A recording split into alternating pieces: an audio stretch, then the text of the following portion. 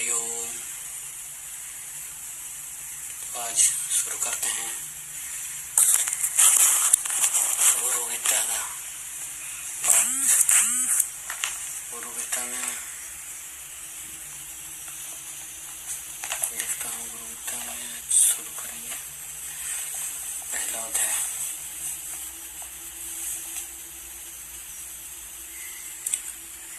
श्री गुरु गीता प्रथमो अध्यायः।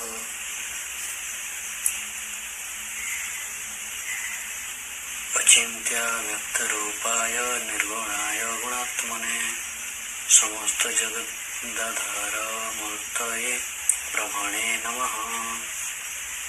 पहला अध्याय। जो ब्रह्म अचित्य अव्यक्त तीनों गुणों से रहित फिर भी देखने वालों के अज्ञान के उपाय से ऐसा लगता है, गुण से रहित है, फिर भी त्रिगुणात्मक और समस्त जगत का अधिष्ठान रूप है, ऐसा ब्रह्म को नमस्कार हो।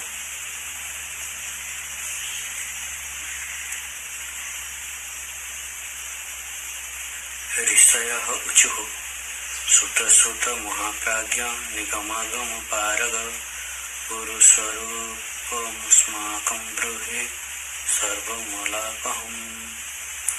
ऋषियों ने कहा, हे महाज्ञानी, हे वेदांगों के निष्णात, प्यारे सुत जी, सर्व पापों का नाश करने वाले गुरु का स्वरूप हमें सुनाओ। यस्य श्रवण मात्रेण देहि दुःखाद् विमुच्यते येन मार्गेण मुनयः सर्वज्ञत्वं प्रपीदिरे यत्प्राप्य न पुनर्याति नरः संसारबन्धनम् तथाविधं परं तत्त्वं वक्तव्यं अधुना त्वया। जिसको सुनने मात्र से मनुष्य दुख से विमुक्त हो जाता है, जिस उपाय से मुनियों ने सर्वज्ञता प्राप्त की है, जिसको प्राप्त करके मनुष्य फिर से संसार बंधन में बंधता नहीं है, ऐसे परम तत्व का चिन्ह, परम तत्व का कथन आप करें।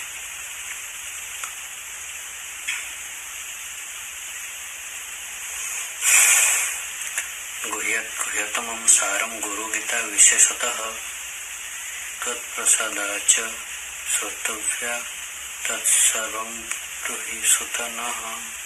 जो तत्व परम रहस्यमय एवं श्रेष्ठ सारभूत है और विशेषकर जो गुरु गीता है, वो आपकी कृपा से हम सुनाना चाहते हैं।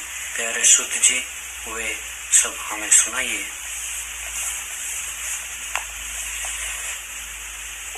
इति संप्रार्थितः सुतो मुनिर्संघैर्मुहुर्मुहुः कुतूहलेन महतः प्रवाच मधुरं वचः।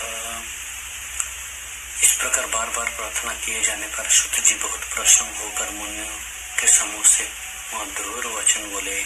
सुत उवाच शृण्वन्तु मुनयः सर्वे श्रद्धया परया मुदा वदामि भवरुग्निं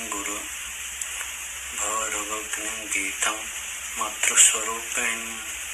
सुत जी ने कहा, है सर्व मुनियों, संसार रूपी रोग का नाश करने वाली मातृस्वरूपिणी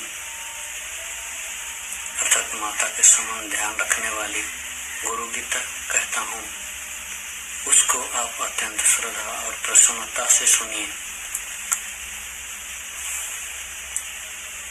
पुरा कैलास शिखरे सिद्ध गंधर्व सेविते तत्र कल्पलता पुष्प मंदिरे अत्यंत सुंदरे व्याघ्राजिने समासीनं शुकादि मुनि वंदितं बोधयन्तं परम तत्त्वं मध्ये मुनिगणं क्वचित् प्रणम्रवदन सस्वन्नमस्कुर्वन्मादरात् दृष्ट्वा विस्मयमपन्न पार्वती परिपृच्छति।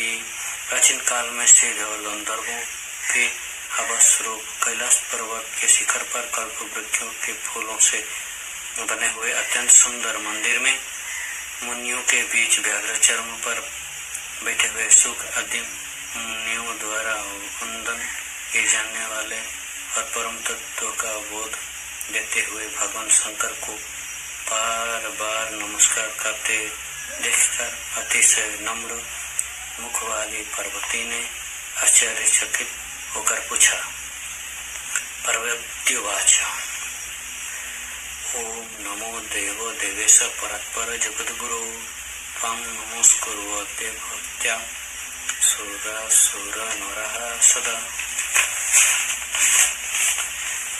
पार्वती ने कहा, हे ओंकार के अर्थ स्वरूप वेदों के देव, देवों के देव, श्रेष्ठों से भी श्रेष्ठ, हे जगद्गुरु आपको प्रणाम हो।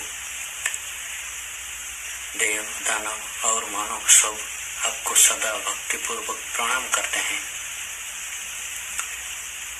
वेदी विष्णु महेंद्र द्योर्वन्द्यः खलु सदा भवान् नमस्कुरुषे तस्मै त्वं नमस्कारश्रयः किल। आप ब्रह्मा विष्णु इंद्र आदि के नमस्कार के योग्य हैं। ऐसे नमस्कार के आश्रय रूप होने पर भी आप किसको नमस्कार करते हैं? भगवान सर्वधर्मज्ञ व्रतानां व्रतनायकं ब्रूहि मे कृपया शंभो गुरु महात्म्यमुत्तमम्। हे भगवान, हे सर्वधर्मों के ज्ञाता, हे शंभो, जब व्रत सब व्रतों में श्रेष्ठ है, ऐसा उत्तम गुरु महात्म्य कृपा करके मुझे कहें।